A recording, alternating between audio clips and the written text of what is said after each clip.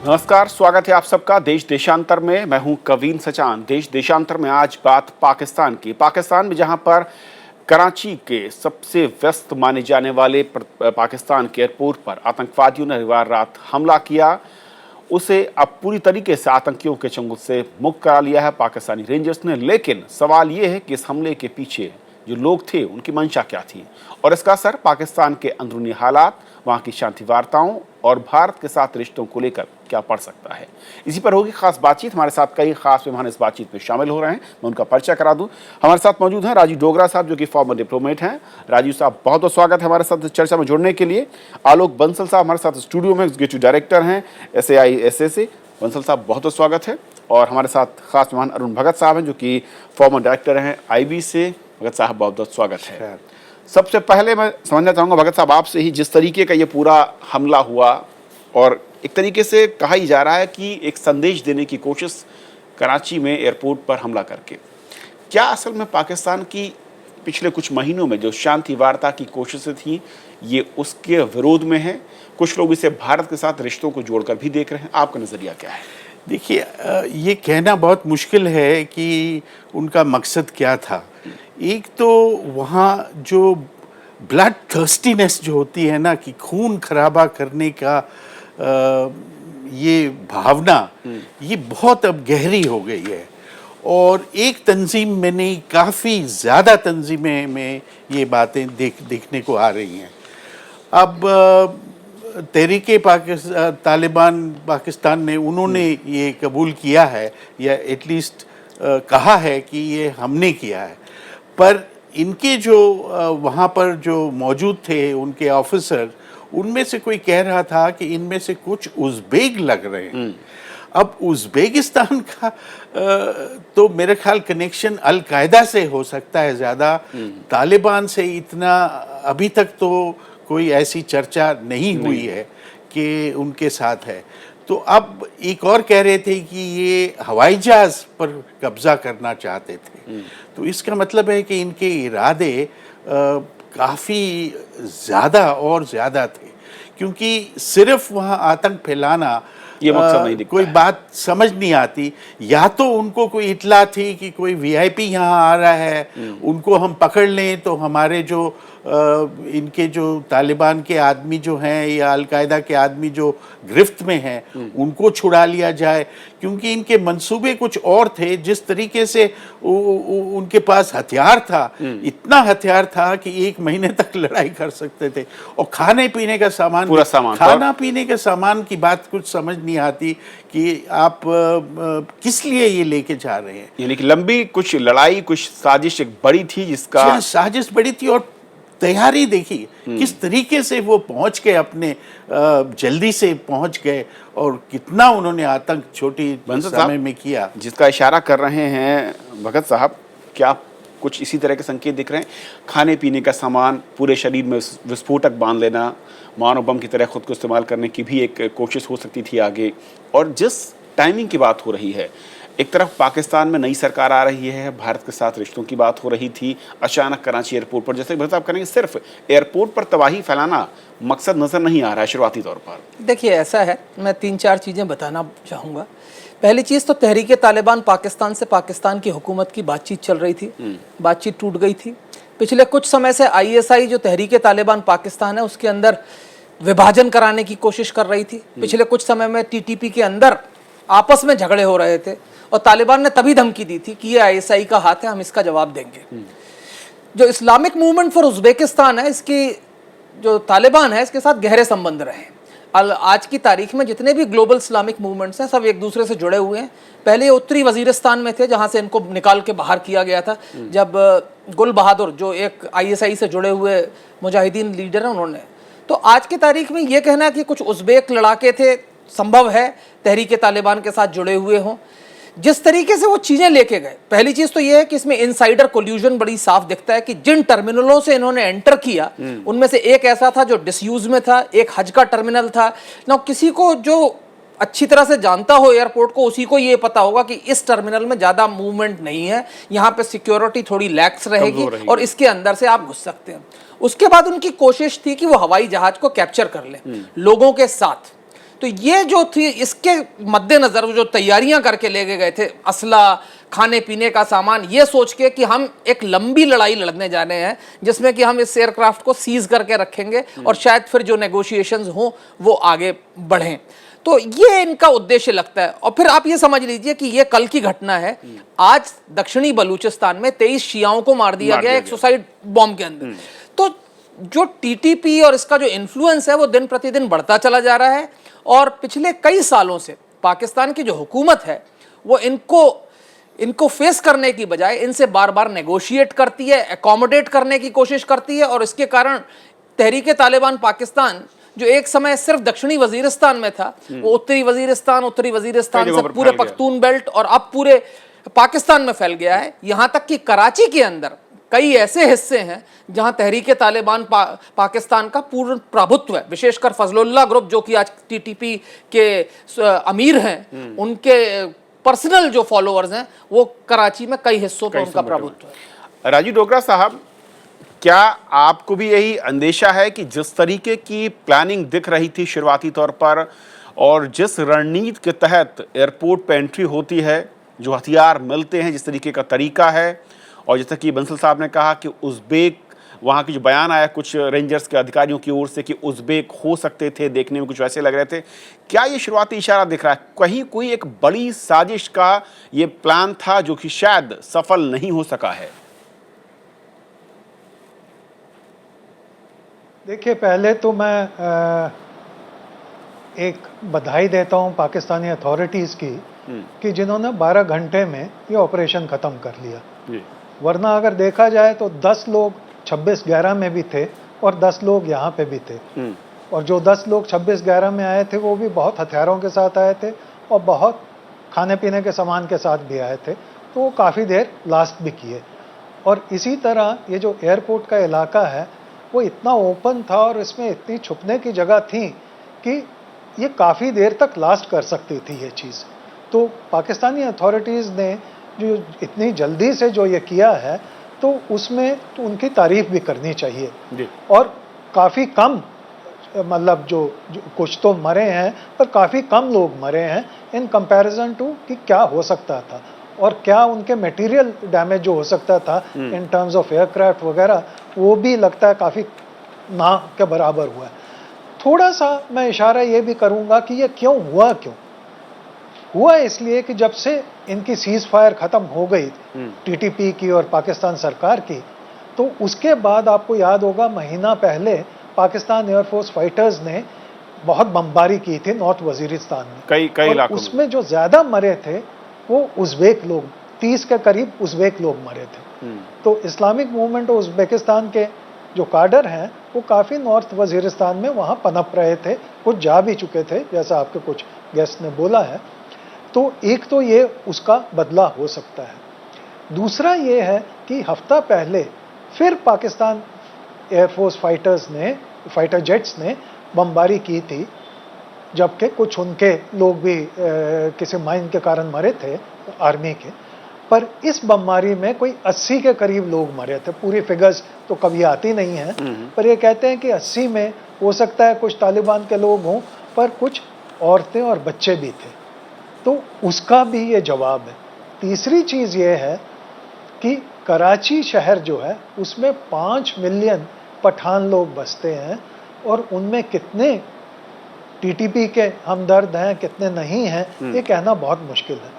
तो मेरे कहने का तात्पर्य ये है कि कराची आज शहर ये है जो एक पाउडर केग की तरह है, जिसमें हर टाइप का असला मौजूद है और हर टाइप की रिफ्ट्स मौजूद है। वहाँ MQM भी है जो खुद ही गुस्से में है अल्ताफ हुसैन के कारण, और उसमें डिफरेंट टाइप के पठान फैक्शन है जिसमें टीटीपी भी शामिल है जी। और किसने मिलके ये सब किया, ये तो आहिस्ता आहिस्ता ही आएगा। जांच जब आगे बढ़ेगी एक तो खामी रही ये तालिबान की तरफ से, बिल्कुल इस बीच हमारे साथ एक जो खामी रही तालिबान की तरफ से।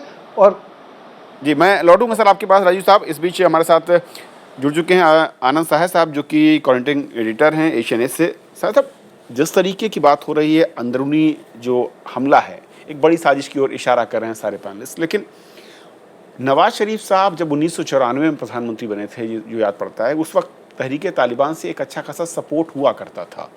इस बार जैसे कि बंसल साहब कह रहे हैं कि उन्होंने रिफ्ट कराने की कोशिश की, उसके अंदर कई छोटे छोटे ग्रुप पैदा किए, क्या उसका ये एक मैं कहूँ कि रिटेलिएशन दिख रहा है, या फिर कहीं ना कहीं कोई दूसरी एक रणनीति दिख रही जो कि कह रहे हैं कि जो ड्रोन हमले हुए कुछ इलाकों में उसका एक रिएक्शन ये है? अब ये देखिए, कोई भी घटना इस तरह की घटती है तो उसके एकदम जो सबसे जो नज़दीकी कारण, जो प्रॉक्सिमेट, जो सबसे उसके ठीक पहले क्या हुआ, सिर्फ उसको समझ लेने से या उसकी बहुत बारीकी से उसमें हम अपनी घुसपैठ करें, वो इतना महत्वपूर्ण नहीं होता। वो उनके लिए होगा क्योंकि वो स्टडी कर रहे हैं कि इनके पीछे मेन एक्टर्स कौन थे, कंस्पिरेसी थी या नहीं थी। एक बड़ा जो उसका जो बिग पिक्चर जो है वो तो साफ झलक रहा है कि पिछले कुछ वर्षों से, पिछले 7-8 वर्षों से ख़ास तौर से, जैसे जैसे ये लोग बिल्कुल पाले पोसे गए, अफ़गानिस्तान भेजे गए, समय समय पर भारत के अंदर भेजे गए, एक पूरे इंतज़ाम के तहत, उसमें जो पॉलिटिकल पार्टीज़ हैं उनमें कुछ पार्टीज़ और उनके लीडर्स इनके हमदर्द भी थे। कुछ ने बीच बीच में इनकी मुखालिफ बनने की कोशिश की, कामयाब नहीं हुए ज़्यादातर। तो ये माहौल ऐसा है कि मुझे तो नहीं लगता कि ये कोशिश पाकिस्तान में किसी भी ओर से, चाहे वो सिविलियन अधिकारी हो वहाँ के, जो चुनी हुई सरकार हो सिविलियन वो, या वहाँ के जो मिलिट्री हुक्मरान हों वो, इनमें से किसी की ओर से एक बिल्कुल निष्ठापूर्वक इनकी ओर बढ़ने का, इनको एकदम नेस्त नाबूद करने का, ये कभी वहाँ पर प्रोग्राम नहीं बना है। माफ़ कीजिएगा, जो पॉलिटिकल हम देख रहे हैं, नवाज शरीफ साहब आए 1 साल पहले जीत के चुनाव, और बड़ी अच्छी जीत हासिल की उन्होंने। वो बहुत से मायनों में पॉलिटिकल प्रैक्टिकल आदमी भी हैं, उनके रिश्ते नज़दीकी बहुत रहे हैं इस तरह के तंजीमों के साथ। लेकिन कहा जा रहा है कि वो करना भी चाहते हैं तो आईएसआई या फिर सेना एक बड़ा हर्डल है, या फिर वो इनका इस्तेमाल करती रही। ये एक बिल्कुल दुरुस्त बात है, लेकिन मेरा अपना निजी मानना तो ये है कि जब उन्होंने एक फ्रंट खोला हुआ है भारत की तरफ, मैं एक पाकिस्तान एस्टेब्लिशमेंट की बात कर रहा हूँ, किसी एक सियासी लीडर की बात नहीं कर रहा मैं। एक अमेरिका अफ़गानिस्तान से उठ के जा रहा है, एक फ्रंट उधर भी होगा। ऐसी सिचुएशन में जो इस तरह की तंजीमें हैं वहाँ पे, जिनको इतने वर्षों से हर तरह का बढ़ावा दिया गया है, पानी मिलता रहा है, तो ऐसे लोगों को आप अपना जानी दुश्मन नहीं बना सकते, बल्कि वो तो आपके एलाइज हैं एक तरह से।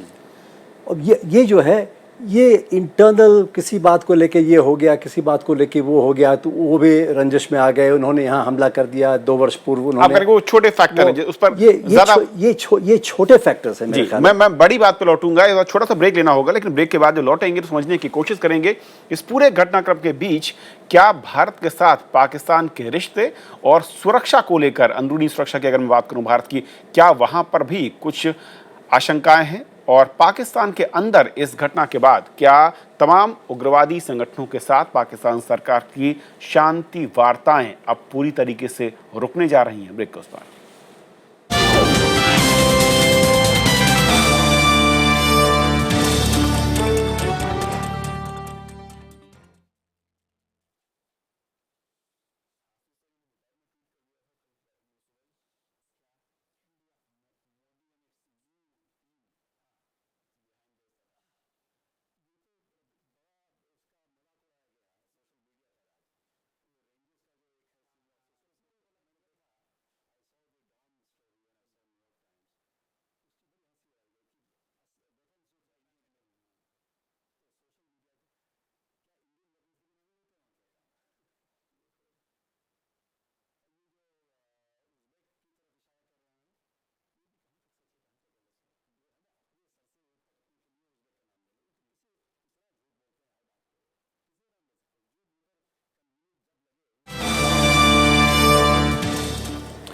ब्रेक के बाद आपका फिर से स्वागत है। आप देख रहे हैं देश देशांतर। बात हो रही है पाकिस्तान के कराची के हवाई अड्डे में हुए आतंकी हमले में, उसके पीछे के कारणों की और उसके असर की।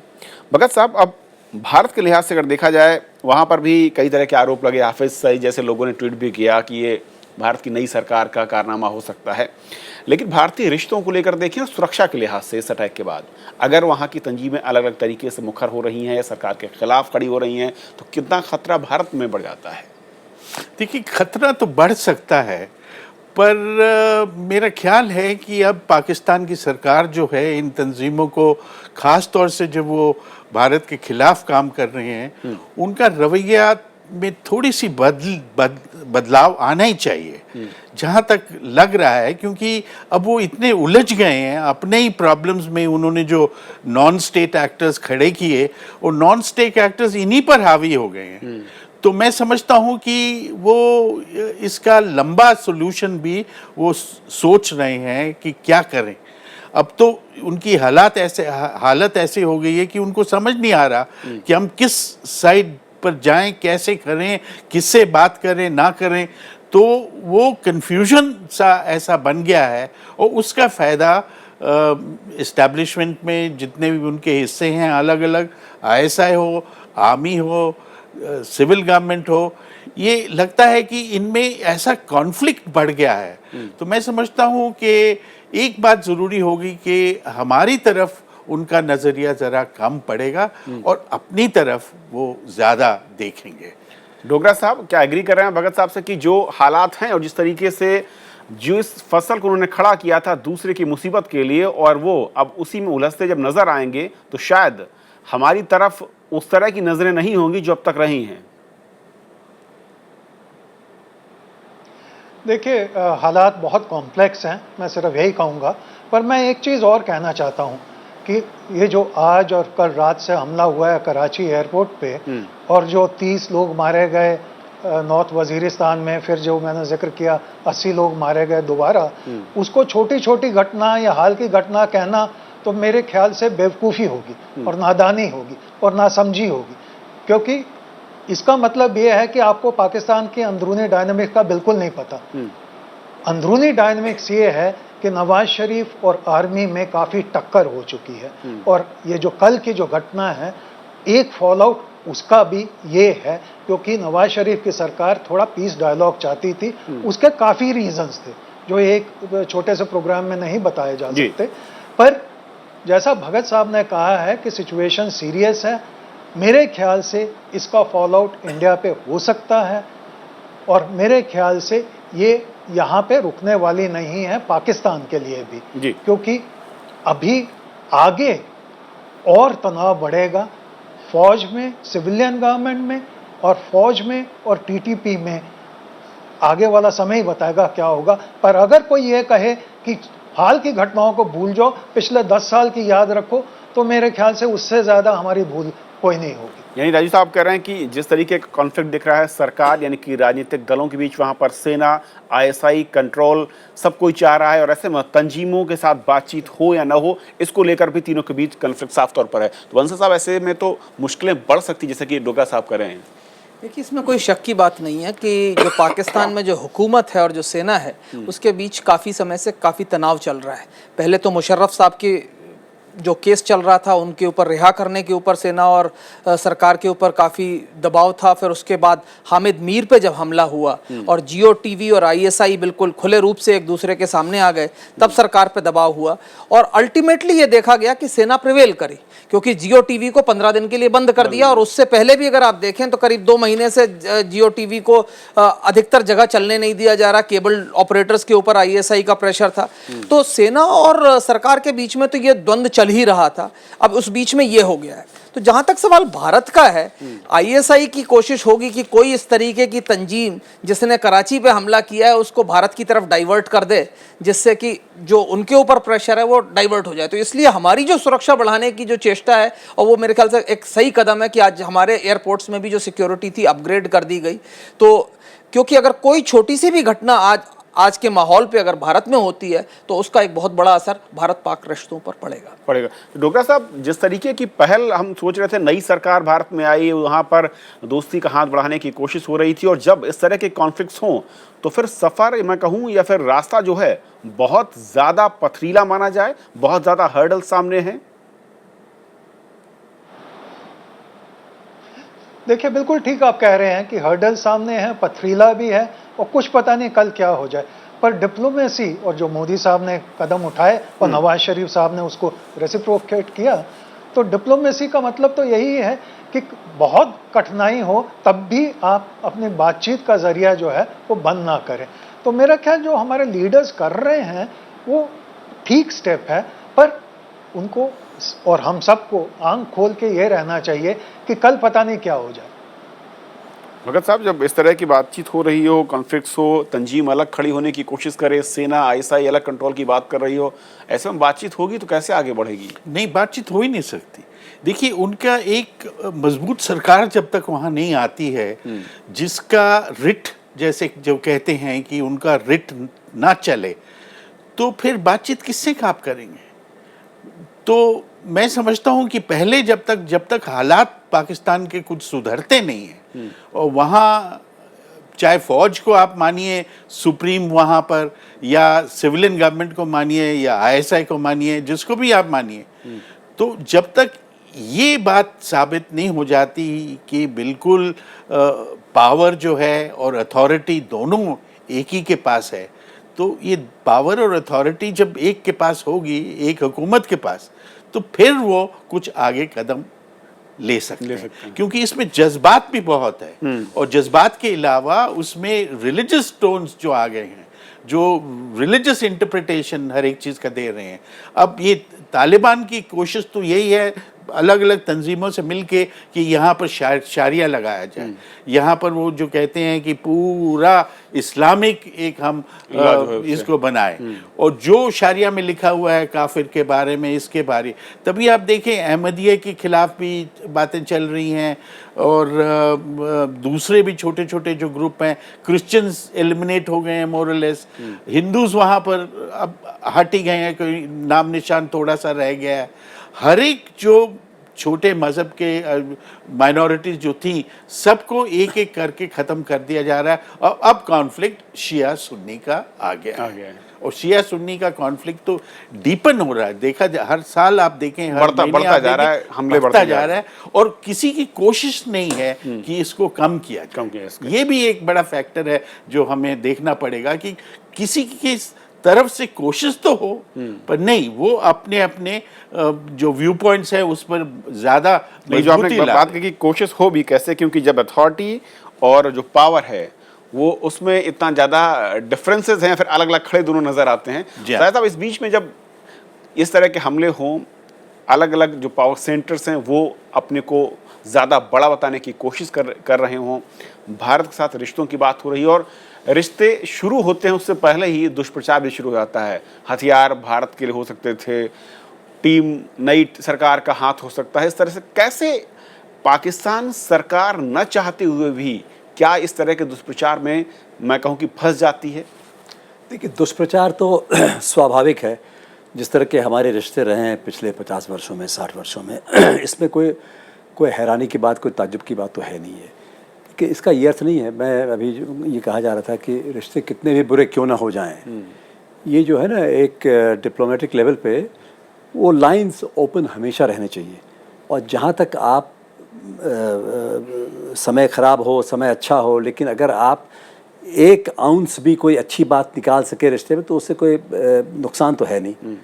उसको इनकरेज करना चाहिए, उसको प्रोत्साहन देना चाहिए उस तरह की सोच को। और किसी भी दो देश जो कि आपस में जिनके संबंध टेढ़े मेढ़े रहे हों, उनके जो मेन पॉलिटिकल लीडर्स हैं, जैसे प्रधानमंत्री दोनों तरफ के, इन्होंने अगर कोई पहल की है, उसका जवाब अच्छा मिला है, जहाँ कम से कम बातचीत के उस पर ऑफिशियल्स मिलेंगे, तो इसको तो बिल्कुल बरकरार ही रखना चाहिए। एक बात तो ये है। दूसरी बात, ये बात बिल्कुल दुरुस्त है, चुनाव भले हो जाएं वहाँ पे, नए लीडर आ जाएं, सब कुछ हो जाए, लेकिन वहाँ पर कौन हावी है ये बात किसी से छुपी हुई नहीं। वहाँ की मिलिट्री जो है, जिसका आईएसआई एक हिस्सा है, आईएसआई उस मिलिट्री का एक इंस्ट्रूमेंट मैं कह सकता हूँ, एक डिपार्टमेंट है। राइट, एक डिपार्टमेंट है उसका, ठीक है। हर एक जगह डिपार्टमेंट, वो एक डिपार्टमेंट मात्र है और कुछ भी नहीं है, ठीक है ना। उससे सारी पॉलिटिक्स को उसने कंट्रोल किया हुआ है, आज से नहीं, 3 दशकों से। एक तो ये बात है। दूसरे, इन्होंने इतनी तरह की टेररिस्ट ऑर्गेनाइजेशंस खड़ी कर दी हैं कभी उनको भिड़वा देते हैं, कभी उनमें सुलह करवा देते हैं, कभी वो जो तंजीमें हैं उनके मंसूबे भी बढ़ जाते हैं। मेरा ज़ाती तौर पे ये मानना है कि तालिबान जो है, तालिबान अगर एक सोच के रूप में ले लें जिसके साथ हथियार से लैस लोग उसकी सोच को आगे बढ़ाने के लिए तैयार खड़े हुए हैं, पाकिस्तान में भी और अफ़गानिस्तान में, अफ़गानिस्तान के लोग जो इस तरफ खड़े हैं बॉर्डर पे, अगर वो देखा जाए, मेरा बहुत दिनों से ये मानना है कि ये तो इनका मंसूबा ये था कि अफ़गानिस्तान में दोबारा से हम काबुल में वहाँ पे हम कब्ज़ा करें और अगर हो सके, अगर संभव हो, इसके लिए हर कोशिश की जानी चाहिए कि इस्लामाबाद पे भी फतेह पा जी। ये वो इतना आसान नहीं है, यानी कि चूँकि पाकिस्तान पंजाब की जो एलीट है वो सुलझी हुई है, वेल ऑर्गेनाइज्ड है, उसके पास भी ताकत है, लेकिन और सेक्शन ऑफ सोसाइटी के बहुत से लोग जो हैं उनके साथ मिले हुए हैं, कई सारे सपोर्टर्स हाँ, कई तरह के वो हैं जुड़े हुए हैं। अब वो जो डायनेमिक्स है उसका क्या प्ले होता है, इंटरप्ले बहुत से इसका अलग अलग एलिमेंट्स का, ये देखना बाकी, इसलिए बहुत पेचीदा मामला है। किसी एक इंसिडेंट के ऊपर हम पेचीदा मामला है, वक्त की कमी है, लेकिन माफ़ी चाहूँगा और बहुत बहुत शुक्रिया आप सभी मेहमानों का हमारे साथ इस अहम मसले पर तमाम पहलुओं को बहुत बारीकी से समझाने के लिए। और साथ ही साथ अहम ये भी है कि दोनों देशों के रिश्ते इस तरह के हमलों के बाद भी किस तरीके से आगे बढ़ते हैं और ख़ासतौर पर पाकिस्तान की अंदरूनी राजनीति अब आगे किस करवट जा रही है। बहुत बहुत शुक्रिया आप सभी का। हमारे आज के इस खास कार्यक्रम में इतना ही। नमस्कार।